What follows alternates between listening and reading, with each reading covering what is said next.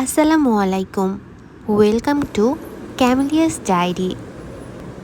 তোমাদের সাথে একটা জিনিস শেয়ার করি। কিছু স্ট্রেসের জন্যে আমার বেশ কিছুদিন ধরে ভীষণ হেয়ারফল হচ্ছিল।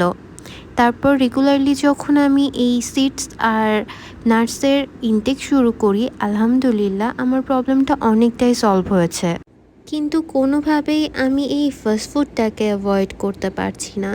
আজ তো নিজেই বার্গার বানানো শুরু করে দিয়েছি। কিছু করি আমি আমাকে নিয়ে।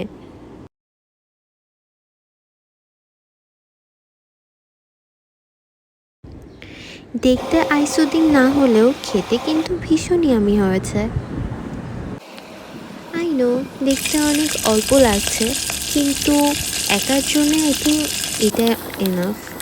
আর যেহেতু আমি একবেলা খাবো, তো এই কারণে আমি ততটুকুই রান্না করি যতটুকু আমি একবেলা খেয়ে শেষ করে ফেলতে পারবো। শাওয়ার আর প্রেয়ার কমপ্লিট করে আমি তাড়াতাড়ি মিলটা নিয়ে নিচ্ছি। এই গরমের মধ্যে রান্না করা যে কি ডিফিকাল্ট আল্লাহ! কিন্তু কি করব, বাঁচতে হলে তো খেতে হবে। আর আই থিঙ্ক স্টুডেন্টদের জন্য কুইক ডিশের মধ্যে নুডলসই রয়েছে, এটাকে কেউ বিট করতে পারবে না। Thank you for watching.